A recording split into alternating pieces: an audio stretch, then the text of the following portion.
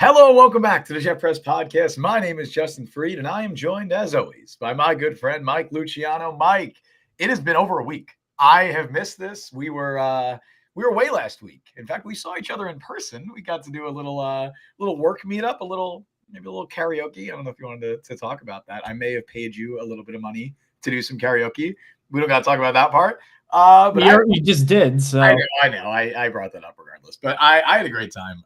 Unfortunately, though, we missed last week's show right in the heart of draft season, and there is so much to talk about in Jets land. I'm very excited to get into it all. I'm excited too. For the uninitiated, Justin set up a karaoke thing, and I would rather get beaten to death with a tire iron than sing at karaoke normally. Did you have that line prepared? No, that was off the dome. So, nice. I was, as you could imagine, hesitant, and then eventually we agreed on a deal, and I did get up there, and I sang. I think it was Everlong, which I thought I did. I don't know, halfway decent. I thought it was firmly in the middle of the pack, which I'll take. You kicked ass, buddy. One thing I'll give Justin credit for is it was not karaoke in the sense of you just go up there and they have like a track playing. They had a live band, so. In case a couple times, like if people were kind of singing not great, they would play a little louder and kind of, oh yeah, this is fool over here does Dancing Queen. I thought I was gonna. And listen, I can't. I'm like, the podcast was it almost ended right there. I'm gonna be honest. I can't sing, so when you can't sing, as I now know, as you know, yeah, it's all about the performance, you know. So I did Dancing Queen by ABBA, playing to the crowd, of course, and then imagine that. Those high notes. I didn't even attempt to hit them. Coming out of that. Yeah, you did. Oh, that's not true. I didn't try to. Did it sound like I was trying to hit them? It sounded like you were, yeah. Was it this bad? I didn't actually. I was so excited. I didn't ask anybody how bad it was. So this is the first I'm hearing of this performance. He was singing it, and there were some dogs away going, barking, hearing that thing. I did a second song, too. I got to close out the night. I did Unwritten by Natasha Bedingfield. Yeah, not much. It's better, but better subjective. That was better. The funny part about that song is my voice was almost gone by that point. So it was basically not even me singing. So maybe that's why it was better. But enough karaoke reminiscing. We got Jets football to talk specifically. A trade rumor that has gotten a lot more steam than I thought it would over the weekend. But before all that, you know where to find us on all the podcast platforms, Apple, Google, Spotify, Overcast. We're over there. You could find us over there. And on YouTube, you could like the stream. You could subscribe. Those are free ways to support the show. And if you want to become a member, it's only 99 cents a month. You get priority reply in the comments, like Chew, who donated 5 more memberships today. We are very thankful for that, Chew. And as he mentions, Jeanty has over 500 yards receiving last year. And Breece is the second best Jets receiver at the moment, which are nice debate points as we go into our first topic. Let's do it. Because Aaron Glenn spoke at the league meetings, and one thing that he said, which I thought just was regular coach speak, talk about, the players on your roster. That's how I read it. He's saying, hey, we got 3 good running backs. You want to use them as much as possible. I didn't think anything of it. Aaron Glenn said he wants to run the ball, and the Jets have 1 really good running back at least, and 2, at least I would say, passable backups in Braylon Allen and Isaiah Davis. Why wouldn't you want to get them on the field as much as you could? So that's how I thought it was going to be. And then that somehow evolved into they're going to trade Breece Hall. And I saw all kinds of accounts. I saw Patriots accounts saying they should get Breece Hall. Like, that's ever going to happen. But it brought up an interesting point because Ashton Jeanty is there, probably going to go in the top 10. I think his floor might be 10 to the Bears. There's a lot of smoke about the Raiders at number 6 who need a running back, and it's Pete Carroll. They love their running backs. I've seen some mocks having him fall to like 20 with the Broncos. 20? No way. I've seen that. I mean, not recent ones. I'd be surprised. Yeah, recent ones, it seems like he's pretty locked in at the top. Maybe the Cowboys at 12 could be another place. He's going high. And it brought up an interesting point because the Jets can't pay everybody. Even now we're in the age of the running back value is back because of Saquon and Derrick Henry and to a lesser degree like a Josh Jacobs being really good with Green Bay. Like, gone are the days where you could just cycle in and out day 3 running backs and just say, hey, we're playing the value game. I think those days are done because Saquon proved you got an elite back, you got to pay an elite back, and look what he can do for you, 2,000 yards. I think he set the record, too, for yards in a season if you count the playoffs. So, hell of a signing there, Philadelphia Eagles. But I'm looking at the Jets right now, and when it comes to trading Breece, I don't want to say I'm for it because I'm not. I am only for it if they decide to take Jeanty. If they end up going Travion Henderson in the second round and getting rid of Breece, I would be very firmly against that because you're swapping out. It's the mystery box. Mm-hmm. It could be Breece Hall. Well, you already got Breece Hall, and Breece Hall's pretty good. To what degree we can debate, but he's good. Jeanty, geez, I read Gene like Yeah. and Gene and things like that. So I keep reading Jeanty, but Jeanty. Jeanty almost broke Barry Sanders' rushing yard record. Really, the concern was the speed, and when on tape for me, it looked fine. Like, I mean, it's not going to be Jahmyr Gibbs as a running back, but he looked pretty good. Amazing, like historic outline in terms of breaking tackles. Great vision, good power, will block if you need him to. Did not have an NFL offensive lineman at all on that Boise State offensive line and still almost broke Barry Sanders' rush, which was thought to be completely untouchable for the longest time. He almost did. He was a couple yards short. This is really the only player, if you count this draft and last year's draft, I would consider moving up Breece Hall for because he's a singular special talent and because you'll probably get something back for Breece where you can address the other spots. If they don't take Jeanty, I'm still in the keep Breece camp. I know there's a value question. I know there's a you got to pay everybody question, but I find it hard to believe that a guy who's said probably multiple times in this offseason, I want good players, I love good players, is going to look at Breece Hall and a run-heavy offense, because it's going to be Justin Fields and just the way some of their offensive line is built. I find it hard to believe he's going to look at that and go, don't need him. I'm going to roll with Isaiah Davis. I can't really get behind that. First, I want to address this. Matthias Simon said, we won't let this go. Isn't this a little beat to death? Listen, I wrote an article on the Jet Press about a week before those Glenn comments, which, by the way, I don't really even care about what Aaron Glenn said. My thoughts on Ashton Jeanty and Breece Hall were not changed whatsoever by what Aaron Glenn said. Well, that kind of started the whole It did. rumors.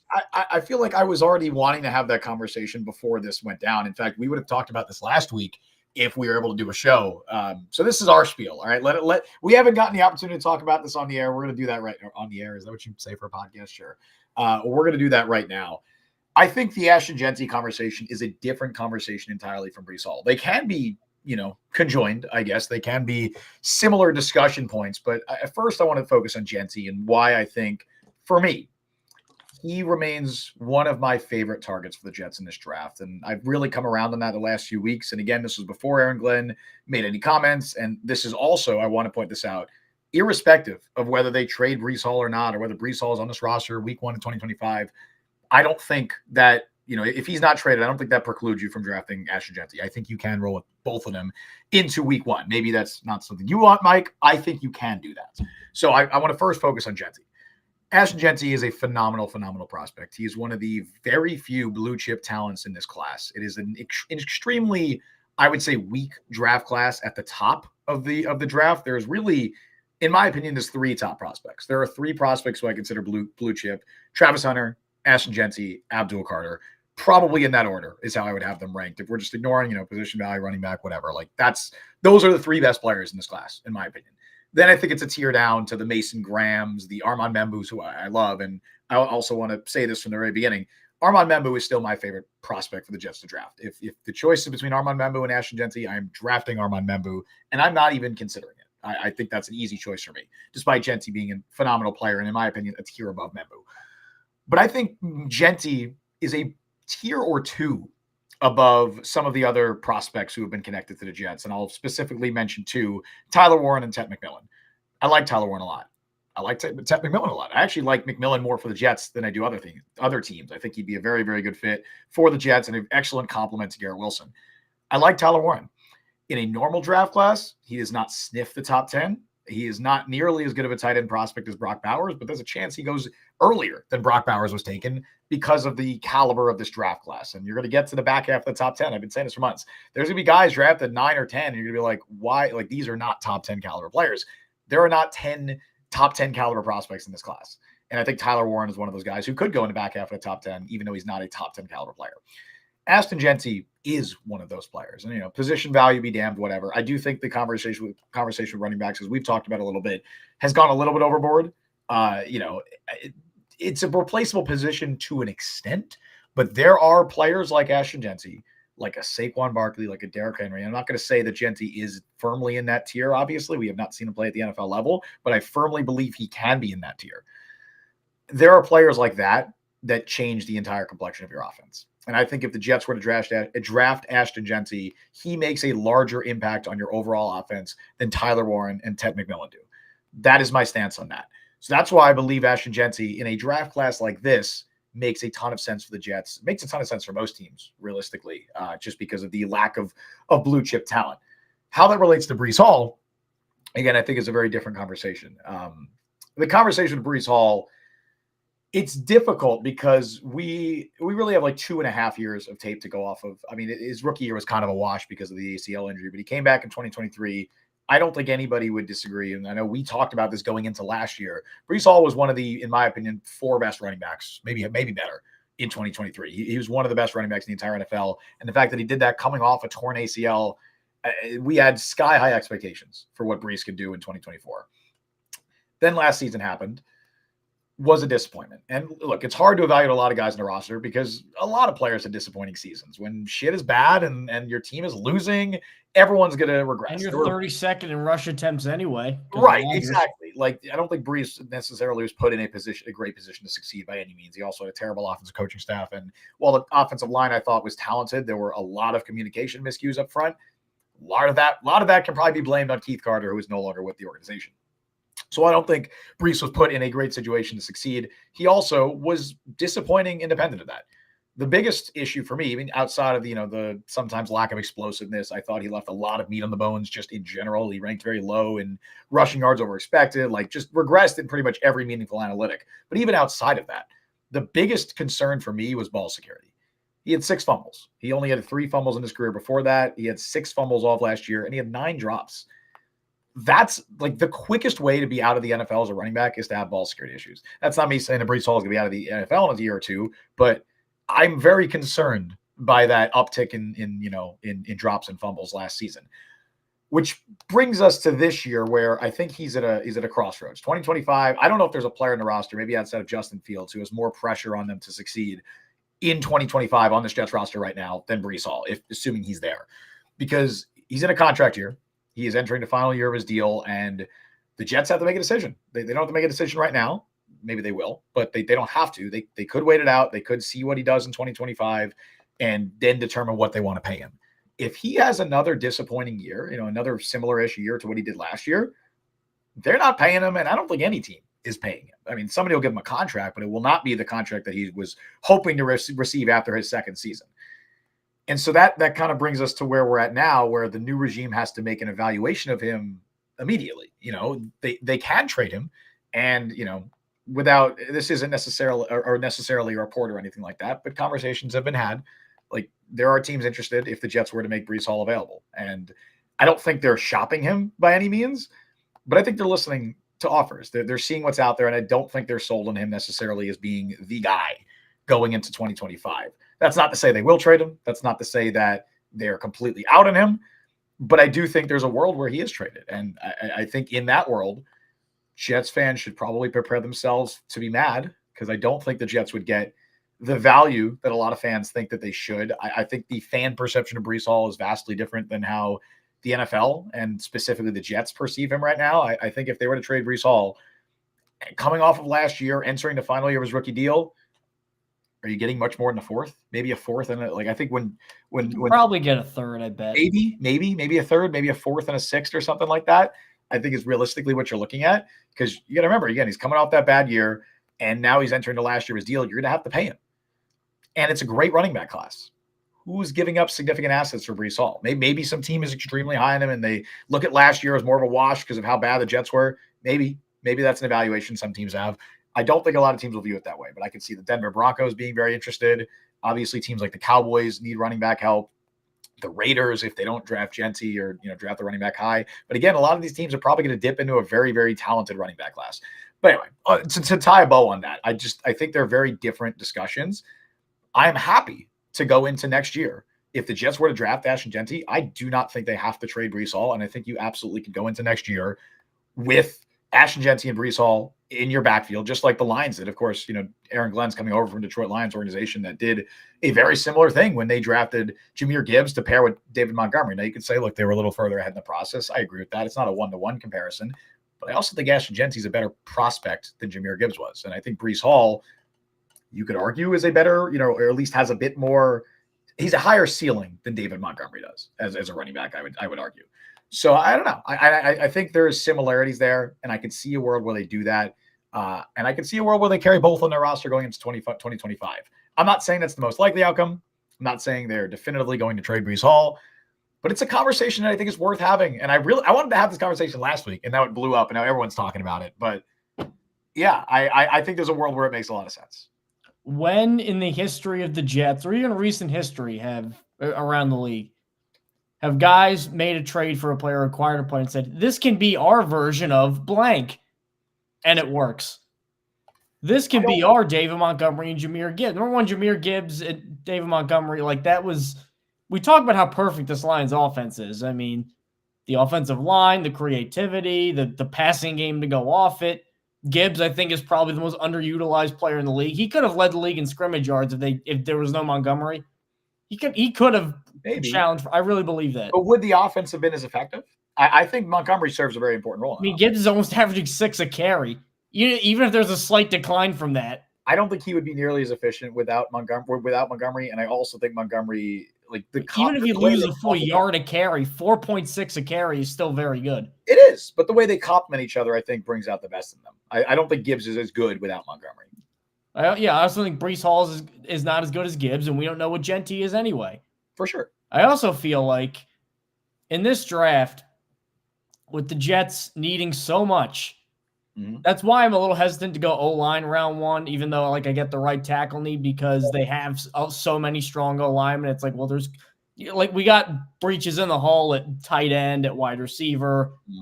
Address that first. You can get an O-line maybe in the second round, but you got to have somebody. You can't just be Garrett Wilson and then triple option. You can't do that. I think it's a tough sell. Be all right, I know our running back, that might be the deepest position group that they have, maybe cornerback, but on offense, I think it is. I'm not nearly as high on the Jets running backs, I think, as most people. I don't. But they still, even if you're not as high, they still have a quality starter. And you could argue the quality, but Breece Hall's a quality starter. I agree with that. And then 2 young backups who have some promise to them. Braylon Allen, Isaiah Davis, who could be a year 2 bump. Seems weird to just tear that apart and be all right, now it's Ashton Jeanty no matter what. While we still don't have a tight end or a right tackle or a wide receiver, I don't know if the priorities are necessarily in the right area. And 2 quick comments. Sure. Chew, the O-line last year was the best they've had in years, but the scheme and coaching was horrific. Agreed. Sure never fired LaFleur. Yes, absolutely. First show we ever did was about Mike LaFleur. And then I don't think any Jet could be fairly evaluated last year based on bad coaching, horrible atmosphere, no energy. I think was a. It's a really tough evaluation. Especially, literally, there's so many players in the roster. How many guys genuinely exceeded expectations last year? John Simpson, very, very few players in the roster genuinely exceeded expectations. Ashton Davis, I don't know. Did he really? I actually think he was worse last year than he was the previous year. But yeah, it is. It's a very tough evaluation. What I would say for the priority standpoint, which is totally a fair point, it's a very valid take, and I've seen a lot of people say that as a counter argument to drafting Jeanty, and it makes sense to me. The Jets' strategy this draft is not to plug holes. They're not looking at it as, oh, we have a hole at wide receiver, we need a wide receiver. Oh, we have a hole at tight end, we need a tight end. We have a hole at right tackle, we need a right tackle. Obviously, you're going into the draft being all right, well, these are positions we would love to address. But I think first and foremost, the most important thing they're trying to do is they're trying to add multiple long-term starters. This is year 1 of, I don't want to call it a rebuild because it's not a full-on rebuild. It's a retool. There's a new regime coming in. They're establishing their culture. They are bringing in their guys. This draft is their first major opportunity to do that. Sure, they had free agency. They brought in a couple of notable guys who will play a role this year. The vast majority of the guys they brought in are going to be roster filler or competing for spots come the summer. This draft is the first opportunity for Darren Muji, for Aaron Glenn, and this entire regime to reshape this roster into their vision. They're looking to add multiple long-term starters regardless of position. this draft is a success if they come away with guys who are building blocks. I don't care what position they're playing. You just need building blocks. I think Ashton Jeanty can be that building block. And I'm more confident that he's going to make a bigger impact on this football team than a Ted McMillan or a Tyler Warren. I just look. But that's if you trade Breece. I don't think so. I don't think you have to do that. I mean, I'm not saying they shouldn't do that. Like, if you trade Breece and you get a third and a sixth and you draft Jeanty, I'm not gonna be upset. Like, I'm not against that by any means. In fact, maybe that would be like, here's a good way to frame it though. If they draft Jeanty, who's getting more touches a game? Jeanty or Breece? I mean, to start the year it'd be Breece, but I would assume by the end of the year it'd be Jeanty. But isn't that essentially saying for most of the year we're pretty much taking a backup running back at 7? I don't even think it'd be most of the year. I think by just like Breece in his rookie year, where it was so clear he was better than Michael Carter by week 3. Well, then why not just get rid of him then? If you know he's going to eventually take over him. Well, maybe they do. Maybe they do trade him. I'm not saying they should not trade him. Maybe it's a situation where you carry him into the deadline. I think if they draft Ashton Jeanty, they will shop Breece. They will see what they can get. They're not going to be like, we're not trading this guy. But if the value's not there, I don't want to dump him for no reason. And then I'd say hold on to him, go into the season with both of them on the roster. I mean, hell, there's a world where maybe it makes sense to. I mean, I would probably not want to do this, but maybe there's a world where it makes sense to extend Breece, even if you have Jeanty. I'd be surprised if they did that. So you'd have to pick.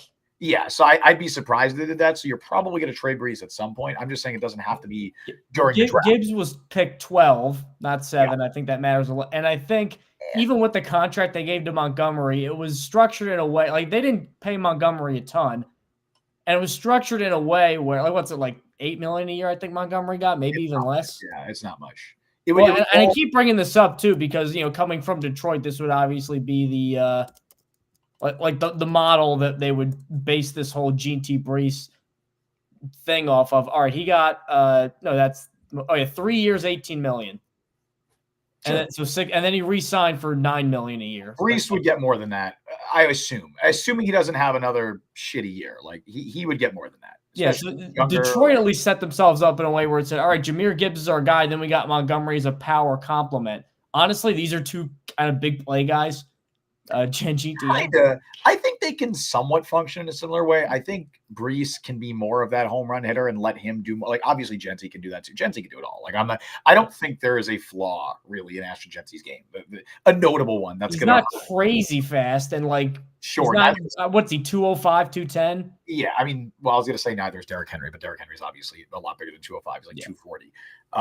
But yeah, I still was Saquon. What did Saquon Barkley run? A 4.41? I don't think he tested, but I'm guessing he'd run around a 4.41. Would be my guess if he tested. He was 230 when he came. He was such a freakazoid when he came out. He ran a 4.4 flat. At 233.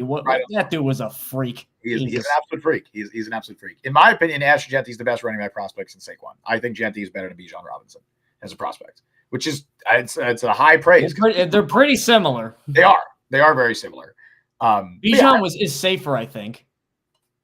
You think so? Why do you think he was safer? I like him coming from that level of competition. I like him being a little more elusive. Yeah. I guess that's fair. They're both fantastic prospects. Yeah. We're nitpicking. It's pick your poison, or you're not poison. I don't know, but Dijon mustard. Again, I think Armand Membu is still my top pick, and the other I'll mention this too because you mentioned right tackle or offensive line maybe not being a priority. I would almost disagree in the sense that right now I don't think it's a priority. Obviously, they don't really have a right tackle. They need a right tackle at some point. I would not like to go into the year with Chukwuma Okorafor and Carter Warren and Max Mitchell and whoever being in the mix. But I think, especially looking ahead to 2026, John Simpson and Elijah Vera-Tucker are both free agents. Assuming they both have good years, like they just did, assuming they have the same caliber year and they both are very good this year, I don't know if you're going to be able to pay both of them. There's not a lot of teams that pay top money to two guards. Simpson will be 28. Vera-Tucker will be 26, I think, something like that. They're both going to command pretty good money on the open market if they both have another good season. So I think that's another thing to think about is okay, it'd be really nice to have another young offensive lineman on a rookie contract, especially somebody who, maybe Membu plays tackle this year and he isn't great at tackle. Okay, well, maybe we move on from Vera-Tucker and we kick Membu inside the guard because we know he can probably do that at the NFL level. Having that flexibility, I think, is important. And you're not only drafting to fix the offensive line this year, you're drafting with an eye on 2026, knowing you might need to add another starter again then. So that'd be my point on Membu as well, which is that's not the Breece Jeanty conversation, but it's another reason why I still have Jeanty or Membu as my top target. I also will say this, Mason Graham, if Mason Graham's available at 7, I would take him over Jeanty as well. I think Membu and Graham are the 2 realistic prospects. Did you see that mock where I think it was Maurice Jones-Drew had the Jets trading up to 5 and getting Travis Hunter? Listen, maybe he's cooking, because I would do that in a heartbeat. If the Jets find a way to get either Travis Hunter or Abdul Carter, which they're not going. We're having all these value conversation about Breece. I'd give him away. Oh my God! Drive him personally to places. I would trade every wide receiver on the Jets roster, not named Garrett Wilson, plus Breece Hall, plus every tight end of the roster, which I don't even know how much value that is, for Travis Hunter. That's what I would do if I was a GM. Like, people like value over like picks and stuff like that. I'm like, what if I just gave you 15 players and got right? Well, how much value does Malachi Corley, Xavier Gibson, Irv Charles? Yeah, I'll give you like 1/3 of my roster, and you give me Travis Hunter. Right? Yeah, that is my take on the Breece Hall, Ashton Jeanty situation. I think it's a very complicated discussion, and it's very easy for fans to just scoff at it and be like, "Oh, they would never draft the running back at 7. Oh, what are you, stupid? They have so many needs." I think it's a more complicated discussion than that, and I think we talked about a lot of that here. I don't know. I think, but again, like, I want to reiterate, I'm only for it if it's Jeanty. I'm yes. not. If they trade Breece and then get Membu and then Quinshon Judkins, that's tough.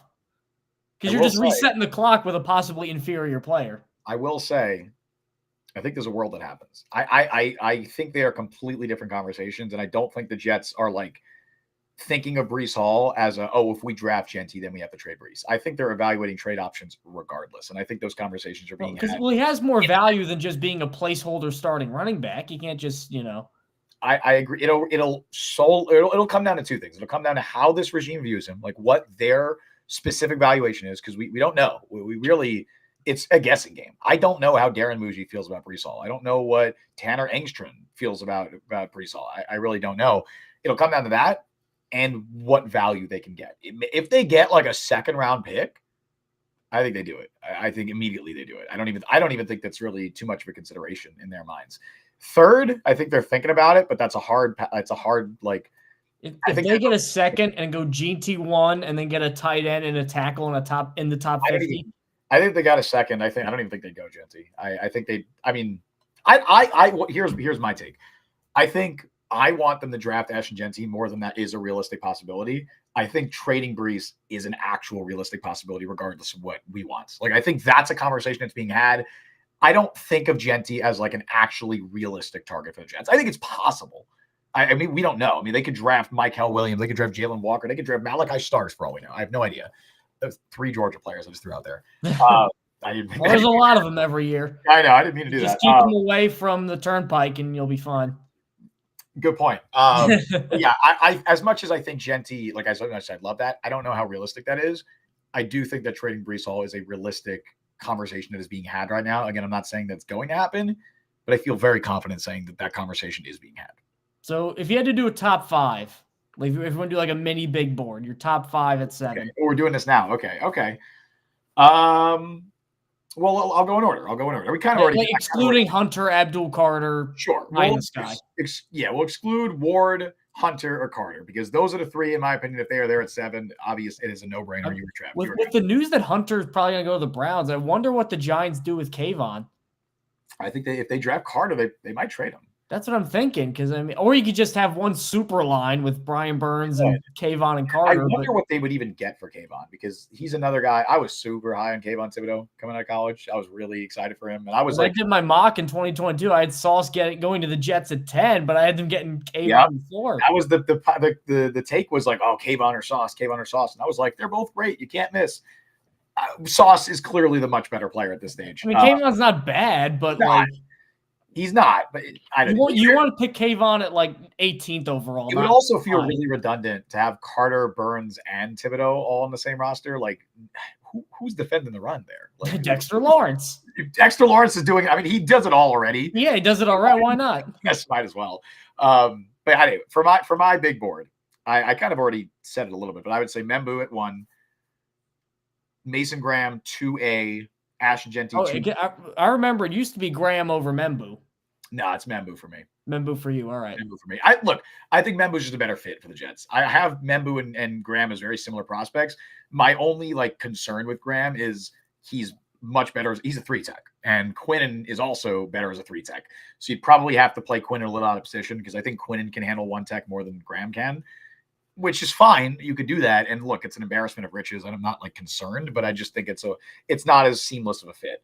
But I'd go Membu, Graham, Jeanty, and then Warren and McMillan are kind of a toss-up for me. I don't really have a preference between those two. I guess I lean Warren.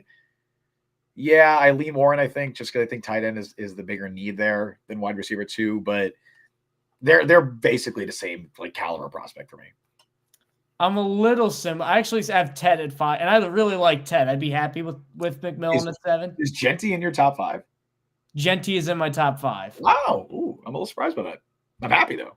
I have Ted at 5 only because I'm not saying don't draft him at 7 if you like him because you have Josh Reynolds or Alan Lazard, but yeah, as bad as that is, if they take a tight end high and he's a featured option in the passing game, and they're still probably going to have Breece, who's a featured option in the passing game, the wide receiver 2 may end up being the 4th passing game option already. And Josh Reynolds is a number 4 passing game option, or Lazard is the 4th. You could probably do something with that. Here's the thing. I'm very much not confident Alan Lazard is going to be on the roster week 1. I think they might be waiting until June 1st to release him still. I think that's also. But even with that, with Reynolds, I think the point Sure. stands. Sure. I like Ted, but I know that video was I only watch film with my team. Yeah, that's not the best time to say that. But I think, isn't that a couple years old? I remember that being a little old. Is it? I didn't know that. I think it is. I don't know. I can't imagine somebody would tell him to say that right before the draft. No. I mean, I don't know if anyone told him. I thought he just said it, and I was like, "You dummy! Why are you?" Yeah, if he did that on his own accord, they might be off my board. That is messing up your money, man. But I'd say Tet 5. I'd say Jeanty 4.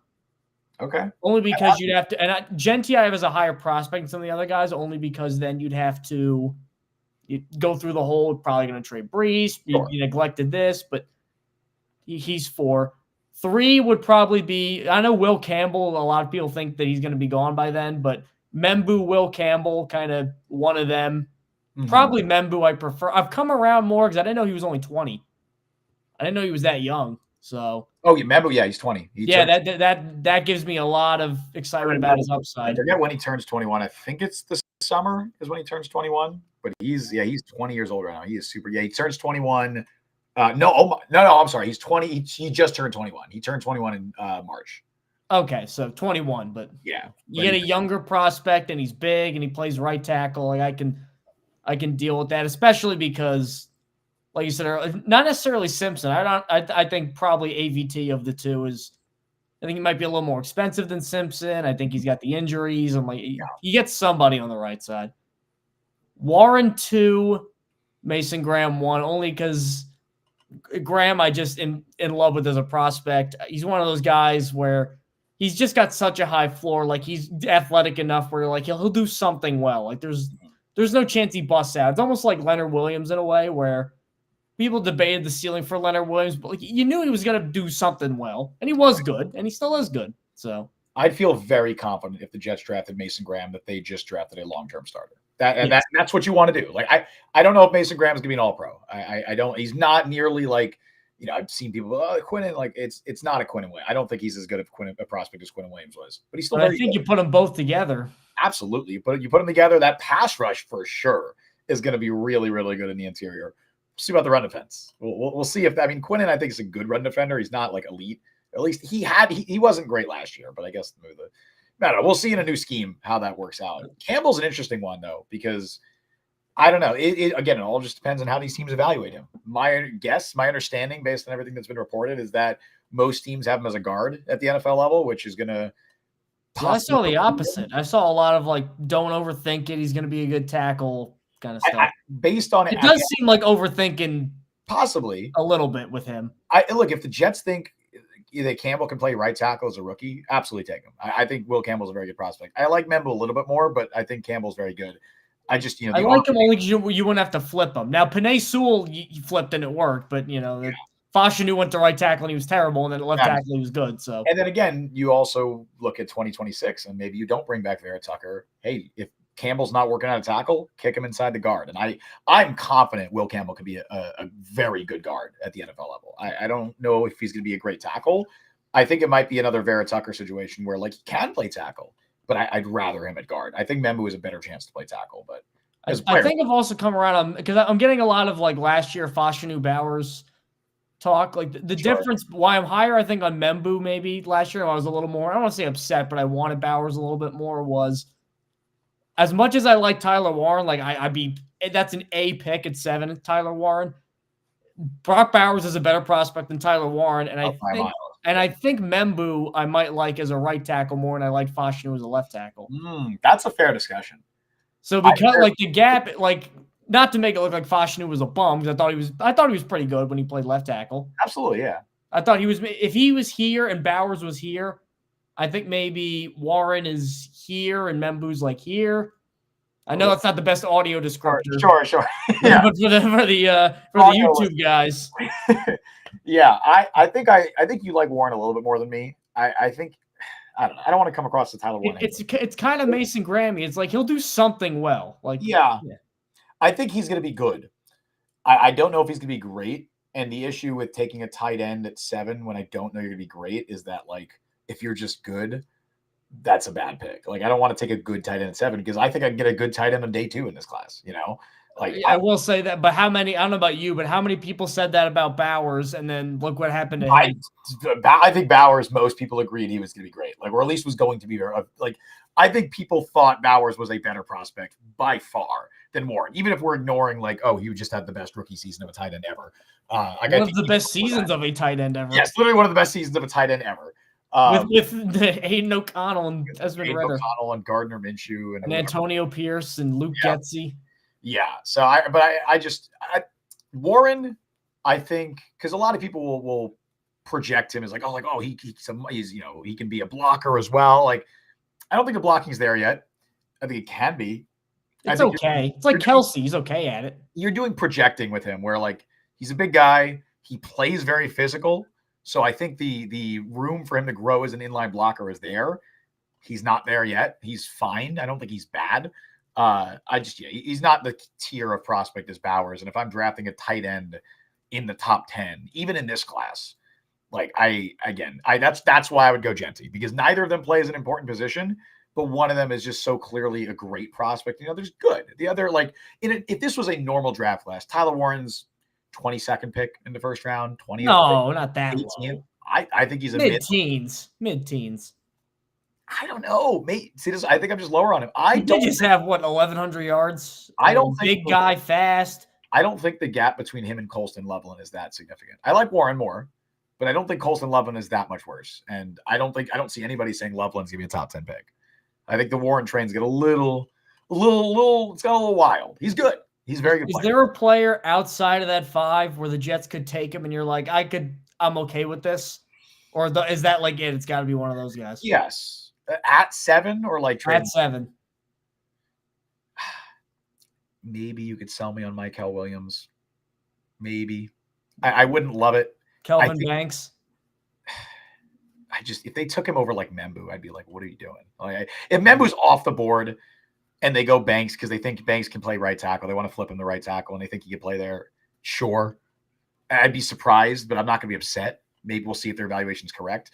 They need an edge. I think the needed edge is much more significant than people realize. I just don't know if there's an edge worthy taking at 7. Sure, Shamar Stewart, go absolutely nuts and think you can get the no. I wouldn't love that. I could see why the Jets might. Good. I get it. I get why it's a thing, but good Daniil Hunter, but maybe I'm being old school. At a certain point, you got to get sacks if you're a defensive end. You can't have 4 sacks in 3 years. The only thing that is at least a little reassuring is he did get a lot of pressures. Well, honestly, watching him play, I think the biggest reason why he got pressures and not sacks, because sure, pressures are indicative, they are a predictive stat, but they don't not everybody who gets a lot of pressures gets a lot of sacks. There are guys who are better at sacking the quarterback than others. Stewart he just plays with such reckless abandon. Like he is so uncontrolled when he's rushing the passer. Like he's a bull in a china shop. And I think that's why he doesn't end up getting a lot of sacks. Like he impacts plays, but he's really terrible at finishing because he's always like on his ass by the time he's getting to the quarterback. He's getting there. One way or another, he's getting there, but he's on his ass. But I wouldn't like that pick. I also would not like Jalen Walker. If they trade down and draft like a Micah Williams at like 15, sure. You get Loveland at like 13, 14. Absolutely, yeah. If you get Loveland at like 14, 15, love that. No pun intended. I mean, another guy who I just love as a prospect. Carl Lawson got tons of pressures. He did, man. I was a big Carl Lawson fan. If he didn't tear his Achilles, man, he was gonna be so good. I feel so confident in that. But yeah, another guy, like if they traded down to like 15, player who I love Emeka Egbuka. I don't know. I don't know if he's a perfect complement to Garrett Wilson. I don't think he's like that's what I'm afraid of. It's like I love him almost as much as I like Tet. I think they're very similar to me. I think Tet's just a much better complement to Garrett Wilson, like a much better fit in the offense. I also kind of like Jahad Campbell if they were to like actually go a linebacker, but you're not. But then you got another Breece Jeanty situation. Well, I think you just trade because you can't.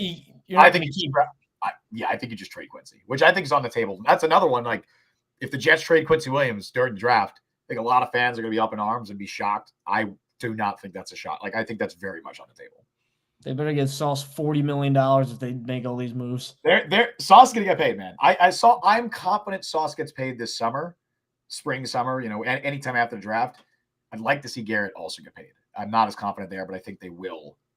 They will talk about that. Garrett says it's been a while. How are we feeling about did I click that? How are we feeling about Cousins? Where is it? There it is. I don't know, man. He's going to the Browns or something, maybe. If the Falcons. That transitions into the next topic kind of well, because there were some reports from kind of the local parade of insiders that it seems like the Jets are not going to take a quarterback very early in this draft. And there have been some rumors, like especially with Jackson Dart, because Cam Ward wasn't lasting. Even when it looked like, because Shedeur still might be there at 7, it didn't look like they were ever in on Shedeur Sanders, which I would have considered it, but I don't, because I think he's a fringe first-round talent. I think he's a guy who's going to be in the league for a long time. And if you feel strongly about a quarterback, you take him at 7. Like, I get that, but they weren't in on him. I guess they're afraid of the lack of mobility, which, okay. But there was a lot of smoke around Dart specifically. And it looks like they're probably not going to go that way. And I'm happy with this because it looks like they genuinely do want to give Justin Fields kind of a prove-it year thing. And I get it because this is not the quarterback class to do it in.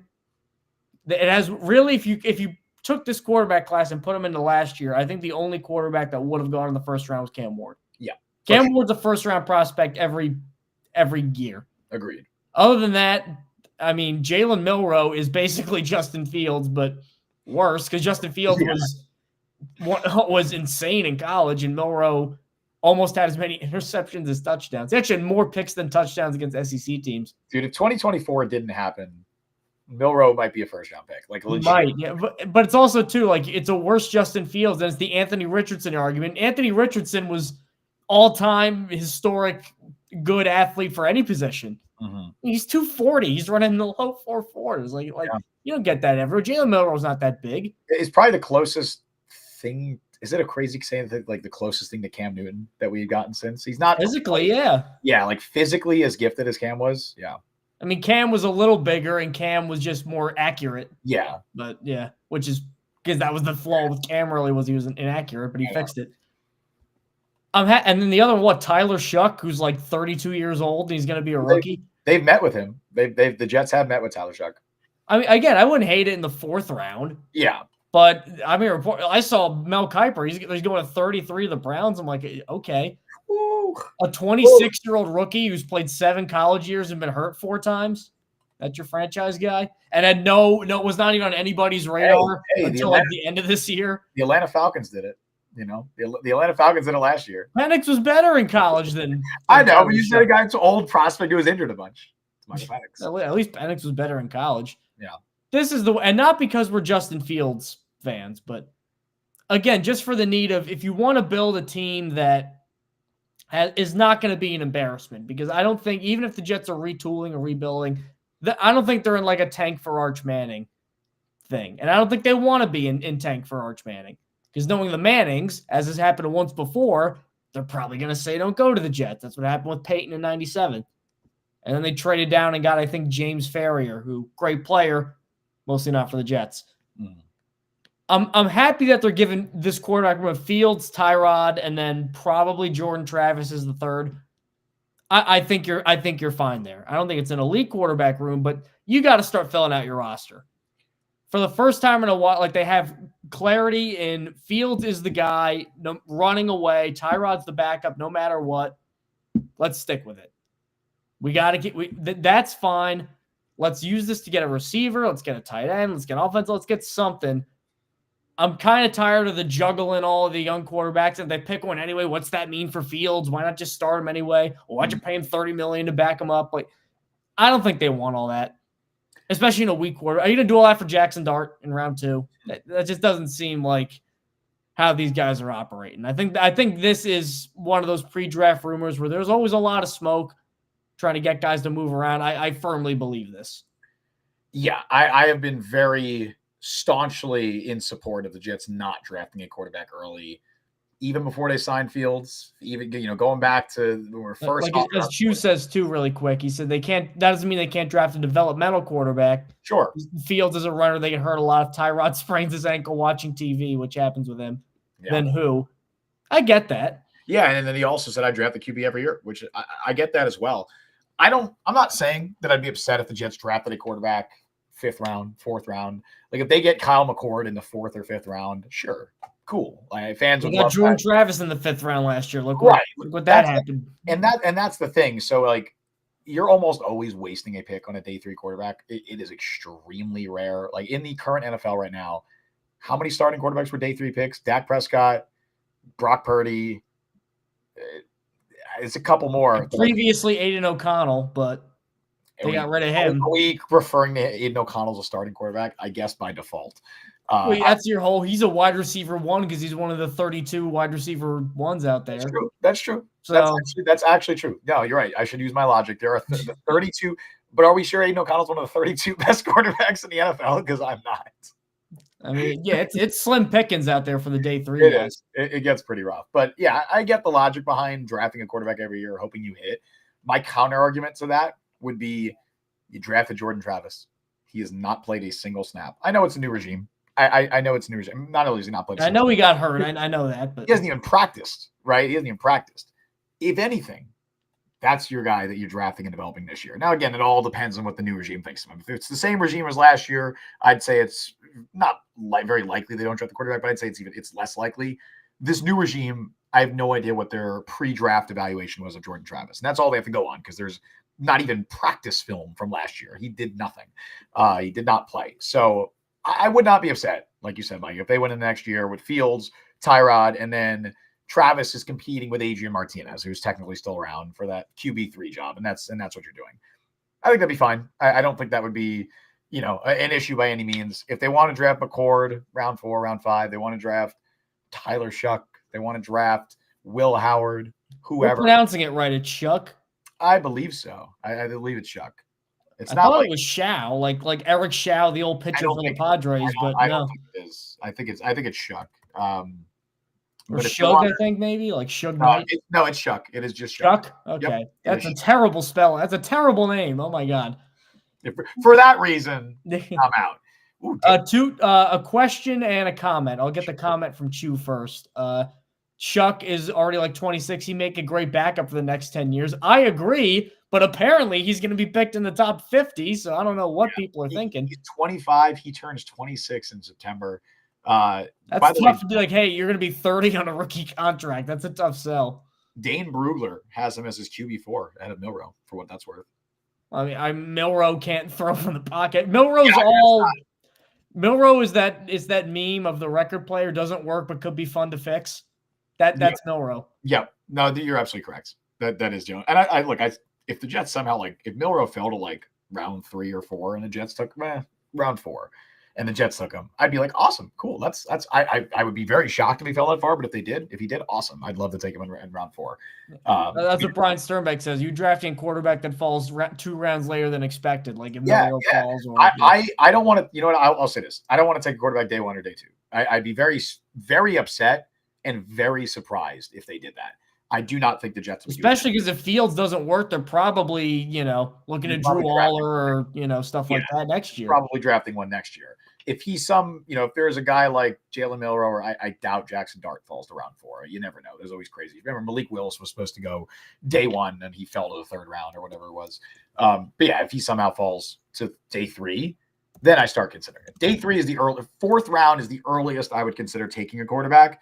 I would prefer to just not draft one. I don't think you need to draft one this year because I would say there is a high probability that you are drafting a quarterback in the 1st round in 2026 or 2027, just because I do not expect Justin Fields to be the long-term solution. If he is amazing, awesome, then great. And you don't have to worry about drafting. He stumbled into Baker Mayfield again. Sure, but I'm operating under the assumption that he's not, which means that I am expecting the Jets to draft a quarterback in the 1st round in 2026 or 2027, which means why would we waste a 4th, 5th round pick on a Kyle McCord who, look, I like Kyle McCord. I think he's going to have a long career. I've said it before. Every generation needs a Colt McCoy, and that's totally fine. And he's going to be, I think he's going to be an NFL. We already have that. It's called Gardner Minshew.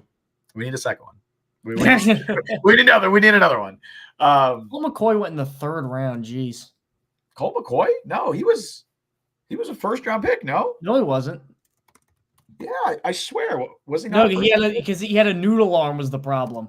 Am I dumb? And that's why, because I remember that was when I first kind of got the draft. Because you're a kid and you look at college and stuff, and you're like, yeah, Colt McCoy, because he was in the national championship. I heard in that, and they're like, he's the greatest, quarterback, whatever. They're like, yeah, he might go in the 3rd round, maybe. And I'm like, huh? Like, what do you mean? I think I just thought he was a 1st round pick because he started his rookie year, started a good amount of his rookie year. On those great Browns teams, coached by Eric Mangini and Pat Shermer. Oh, he was the Cody Kessler before Cody Kessler, because wasn't Cody Kessler also a 3rd round pick who started a good amount of year? Cody Kessler was funny because he was like a 6th round pick. That's where he's projected to be. I think he's on Good Morning Football now. He's trying not to replace. Good for him. Yeah, but he gets picked, and Hugh Jackson goes, "Look, guys, just trust me on this," which is how you know you've made a good decision, is when your first press conference is all about explaining and, look, guys, I know it looks weird. It's like Nico Harrison with Luka. Sure. You gotta believe me. You see that the off topic completely, but you see the Mavericks are honoring Luka tonight because he's going to be the those shirts are going to get thrown on the court. Yeah, something. I know they're in a bad situation because they had to do something clearly as an organization to honor him.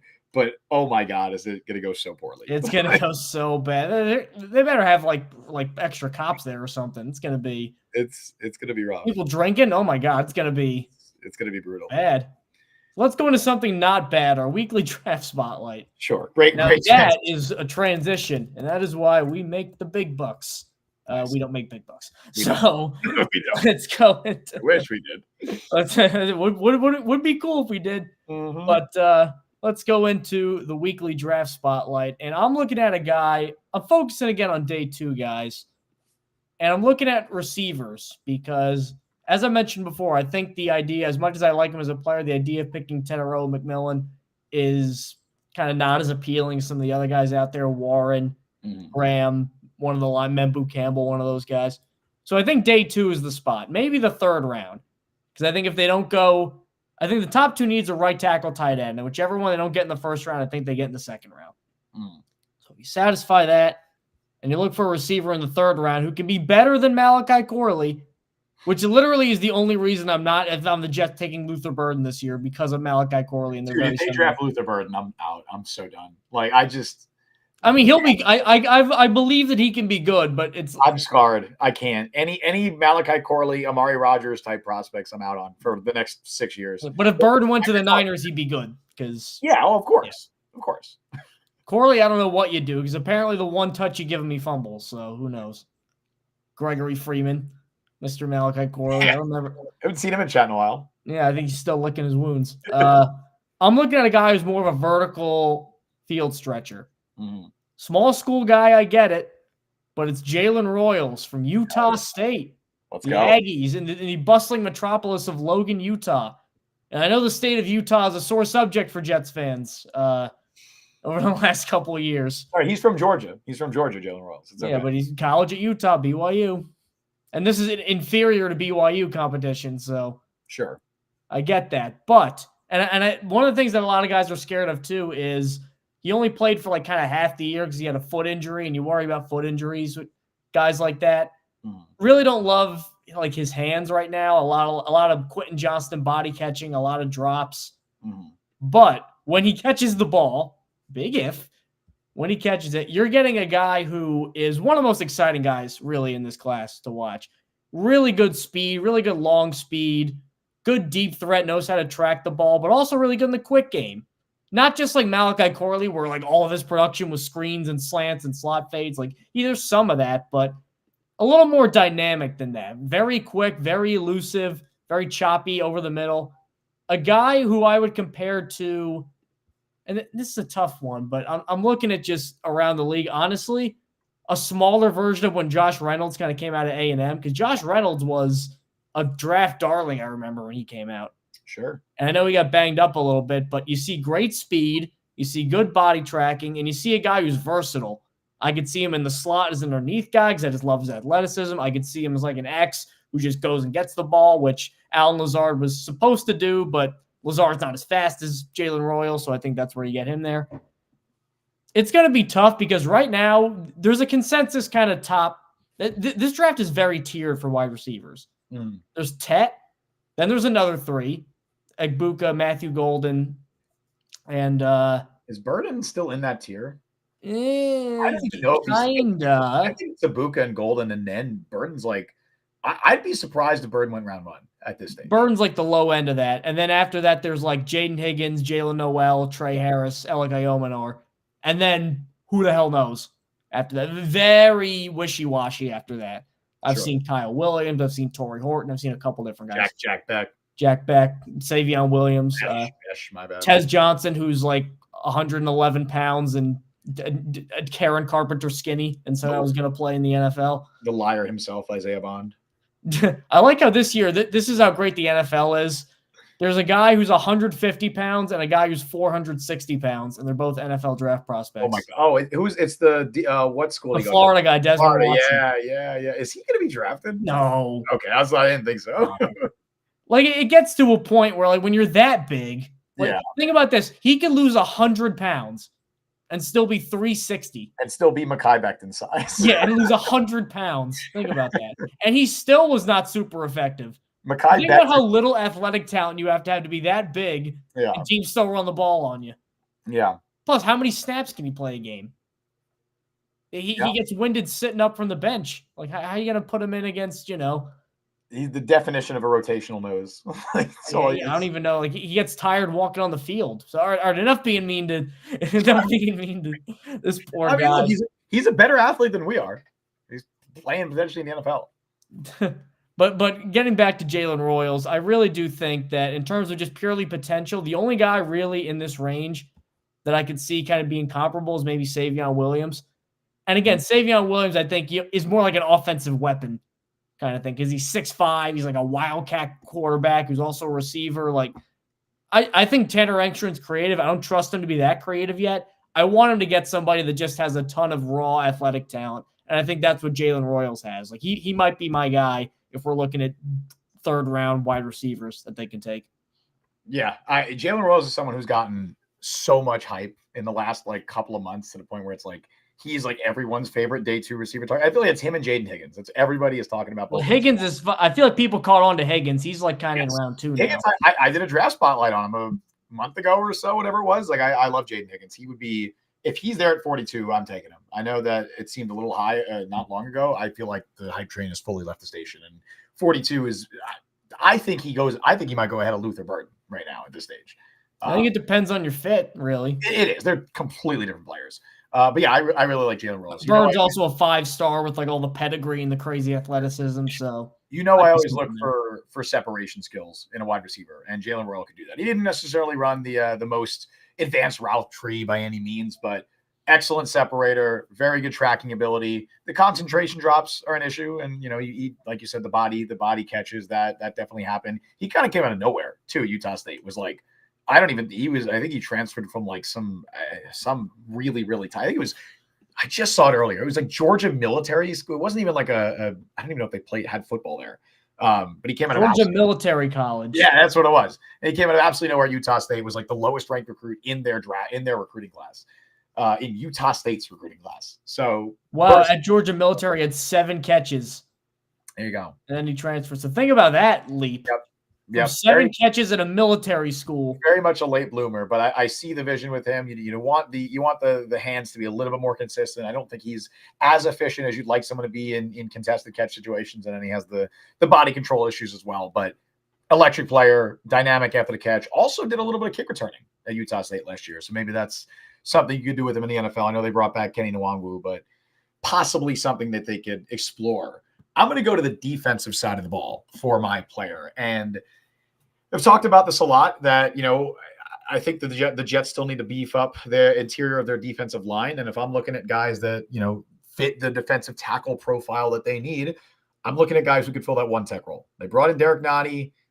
I don't think Nottie should be playing 40-50% of snaps this year. I think that'd be a mistake. I think he might end up being it. He might. If they had to play tomorrow, he would be. Right. Unless they draft a guy like Jamari Caldwell out of Oregon. Likely either late day 2, early day 3 is probably what you're looking at with him. I'll start with the strengths. Jamari Caldwell played one tech last year at Oregon. One tech nose tackle, 6'2", 332 pounds, big dude, very, very good run defender. And he also offers more upside as a pass rusher than your average one tech, your average nose tackle. It's because he played 3 tech. He transferred from Houston, was there for a couple of years, actually came from community college, then went to Houston, actually had 6.5 sacks in 2023 before he transferred to Oregon. And because he has that experience as a one tech, he has more pass rush upside, and he's a very good athlete for his size. Now, he's not like Vita Vea levels athleticism for a nose, but he's a good athlete. He's more than, an Al Woods. I think he is a lot more playable on passing downs than a normal one tech nose tackle would probably be. The downsides, he is an older prospect. He is 24. He will already be 25 because he turns 25 in August. So he'll be 25 by the time that he's rookie. I do think that means he should be able to contribute right away as well. I thought he played it I think he probably can use to cut down. I think he can cut a little bit of weight probably going into the NFL. I don't think he should necessarily be playing at 330. I do think he lost a little bit of that athleticism last year because he was asked to play at a much heavier weight at Oregon. He put on a few pounds to play with the Ducks, but I think that's someone you can kind of bring in. I don't know if he necessarily starts as your one tech day one, but he's absolutely in the mix, and I'd love it. By the end of the year, he is your full-time one tech, your full-time nose tackle, taking over for Derek Nottie. I see him as someone who can be a part of that defensive line rotation early on, immediately boost your run defense, and also be someone who's not unplayable on passing downs like the other nose tackles that they've had in the past. The fear is he becomes Al Woods, which not Al Woods as a career. That's a good career, but like what the Jets got out of Al Woods. Right. I think he's a better athlete than what Al Woods. I mean, most people are better athletes than what Al Woods offers. We are. Right. By that point of his career, he was beyond cooked. He was never a great athlete, by any means. But I think he's a better athlete. I think he offers more pass rush upside than Al Woods did, which is kind of my thinking behind it. He's not just a standard, straight up nose tackle. He's not the 400-something pound guy from Florida. He can be on the field and passing downs, and I don't think it's an immediate liability. 464, Justin. Don't give him no. Sure, my bad. 464. Yeah. How do you get to 300 pounds and go? I'm gonna do add half of this. I'm at 300. How do you add 150 pounds at 300? 300 pounds, and I'm gonna eat. I'm like the average size of a skinny adult male. Me. Yeah, I'm gonna eat. It's if you're if Quinnen Williams ate Mike Luciano, he would be the Florida defensive tackle. Quinnen Williams plus Mike Luciano equals. But I like Caldwell in a very specific role. It's why I probably have him lower on my board than you, because the pass rush upside's there, but it's not there. He's already 25, and I didn't see 24 a 24-year-old playing against 19-year-olds when you're that big and that athletic. I didn't see the numbers I'd like to see. But I think he'll be a good run stuffer, definitely. And I think he's probably like a late round 4, early round 5 kind of rotational guy. And as long as he does that, he'll have a good career. I'd like it for the Jets if they wait that long to address it. Mm-hmm. My concern, I will say this too, he was the 4th best Oregon defensive lineman last year. Yeah. He was the worst member of their starting defense because Jordan Birch is probably going to be in the top 75. Yeah. Who's the Derek other? Harmon's probably going to be a first-round pick. Who's the other edge? Mateo Uyunglele, DJ's brother.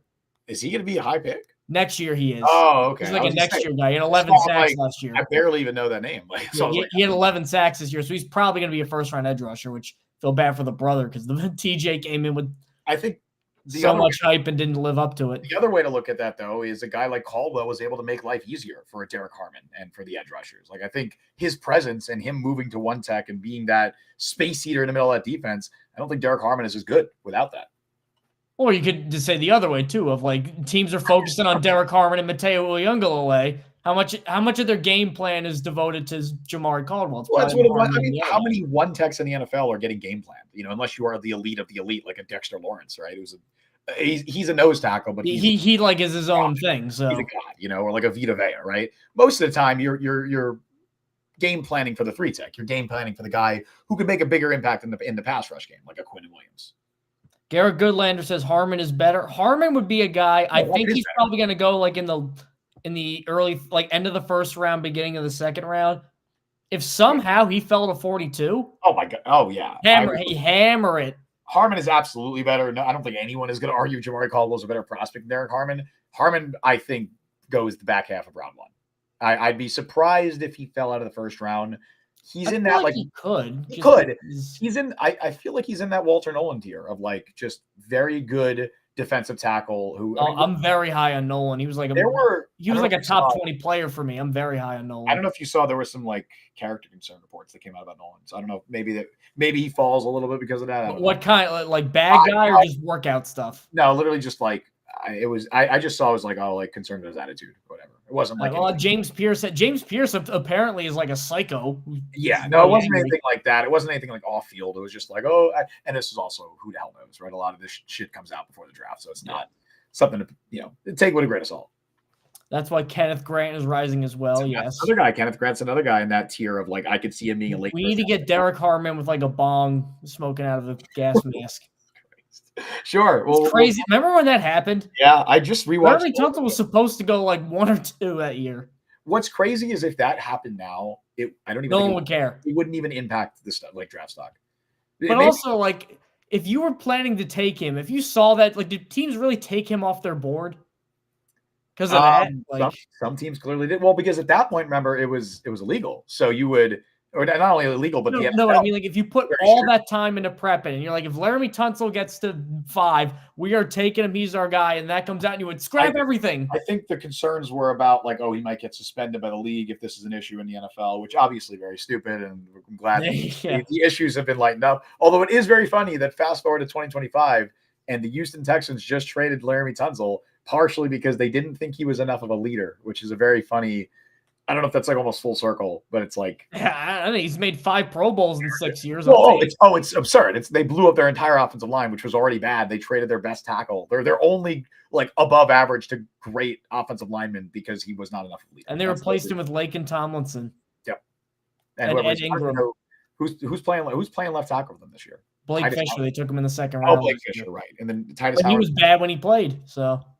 And then Titus Howard, I think, is the right tackle, unless they keep him in guard. I don't know. It is just not. Wow, Sheldon Rankins and Vernon Hargreaves went over Tunsil that year.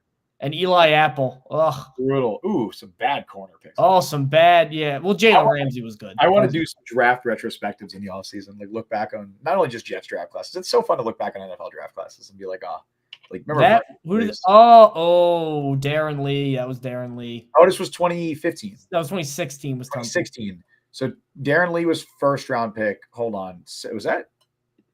No, that wasn't Devin Smith, was it? That was oh no, it's worse. No, hold on. They had a second round pick? Oh man, I gotta get offensive defense. Offense. Oh, it's Jason Morrow. No, it's Christian. Oh no, he was 2014. Oh my god, Hackenberg. Darren Lee and Hackenberg. What 2 top 51 picks, Darren Lee and Christian Hackenberg. And then third round, who was third round? Was that Jordan Jenkins? It was okay. All right, hey, I'm surprised Jordan Jenkins. The entire class was Lee Hackenberg. Ugh. Who immediately they were like, it took them a week. They're like, oh god, we made a mistake. Was Brandon Shell 5th round in that class? Yes. So it was Justin Burris. Just Justin. I think Justin. it was Justin. I went to school NC with a guy who got signed by the Ravens, and he was Justin, and it was spelled like that. So no, NC State, Justin Burris. He actually played a good amount in the NFL after the Jets. Brandon Shell, Sharon Peak, wow, Clemson. And Locke Edwards. Hey, the Aussie icon. But Locke Edwards. Christian Hackenberg. I almost fell out of my chair when I saw Sam Houston State, right? Locke Edwards, Sam Houston State, the Bearcats with a K. Same as Josh McCown, right? Yeah. Yes. Yeah. We got to do like a college. I like how the Jets can't draft guys from Alabama and Ohio State, and then Sam Houston State has produced two. Well, when they try and draft guys from big schools, they draft like Jalen Saunders from Oklahoma, and it's like it doesn't work. Two receivers in the 4th round by week 5, both of them got cut.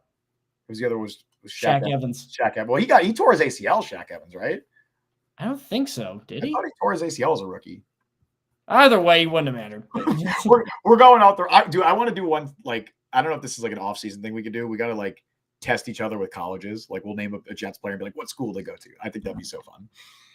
I don't know if that's good content, but I what, just like off, just as like a party game or what? We'll make it like a segment or something. It sounds very fun. So thank you guys for tuning into the Jet Press podcast. Draft season is ramping up right here, and make sure that you guys stick around here because we got tons of good pre-draft shows for you. We're gonna have a big mock draft special a couple weeks from now, like we did last year. We're very excited about that. And whoever they pick, we're gonna have analysis of that. So make sure to keep this page bookmarked or starred or whatever the terminology in your preferred web browser is. So keep it there. Subscribe. That helps the show. Like the stream. That really helps the show. And find us on all the podcast platforms, Apple, Google, Spotify. We are there. Justin, any other final thoughts? Shaq Evans hurt his shoulder, and he never played in the game of the Jets. He hurt his shoulder in the summer and was waived the following summer. So didn't Trevor Riley, wasn't he doing like some weird stuff with Saudi Arabia? Oh, I don't know about that. I think he was working with Colorado and he was like getting NIL money from there. I think you're right because he went. Yeah, I think that was him. Because he went to Colorado now. No, he went to Utah, but it's Utah. Yeah, same thing. Yeah, he was a coach. That's what it was. He was on Deion Sanders' staff at Colorado, but he resigned because of that. Because of that. It doesn't say it on Wikipedia, but I'm sure that was it. Shaq Evans, by the way, went on to become a CFL All-Star, so good for him. Hey, all right, the Rough Riders. Is Nathan Shepard still in the NFL? No. Yeah, yes. Yeah, he was in the NFL last year. Yeah, he was? Yeah, absolutely. He was he's with the Saints. Okay, yeah. He was with the Saints. They signed him to a 3-year deal, I'm pretty sure. He started last year. Yeah. Absolutely. They signed him to a 3-year, $15 I always get him and Sheldon Rankins mixed up.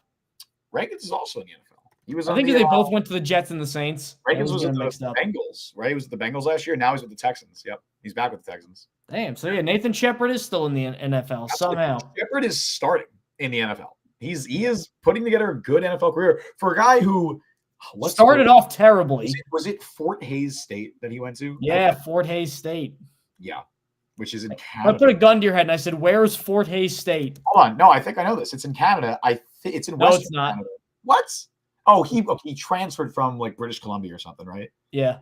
Okay. Fort Hays State, then Kansas. I don't know. Oh my God, you got it. Let's go. All right. Maybe in the back of my mind, I knew that. I think somewhere I knew that. I don't know why. I did know he was Canadian though, and he went to like I don't remember he went to British Columbia, bro. What is going on? Anyway. Simon Fraser, that's what it was. Oh, Simon Fraser, whatever. I think that's in British Columbia. Yeah.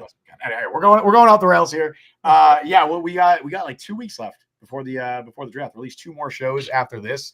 There'll be a lot to talk about. We'll do a mock draft before the draft. And yeah, man, keep an eye out for some potential interviews on the Jet Press. We did just have one go live last night with Temple safety Andreas Keaton. So check that out. We talked to Andreas, who's a great dude, great conversation. Talked about his football journey, the NFL draft process, also how he was like kind of a Jets fan growing up. I don't want to spoil it more. You can check in the interview, but he kind of was a Jets fan. He also met with the Jets at his pro day. So talked a little bit about that as well. But yeah, should have maybe some more of those coming up. We'll keep you guys updated if we do. But I think that's it. Mike, do you have anything else to add before we sign off? Sign us home. All righty. Well, Until next time, thank you all for joining us on the show today. You can follow Mike on Twitter at @ByMikeLuciano. Follow me on Twitter, Justin T. Fried. Follow JetPress and JetPress. Download the JetPress podcast, wherever your podcast. Check us out on YouTube. Subscribe, like, hit the notification bell. You can also become a member today. It is 99 cents. It is a great way to help support the show. You also get your comments prioritized in chat, so much appreciated. Thank you again to Chew, who donated 5 memberships earlier. And yeah, we stream live every Wednesday at 3 p.m. Eastern Time. Thank you all for listening to JetPress Podcast. I've been Justin Fried. That has been Mike Luciano. See you guys next time. See you folks next week.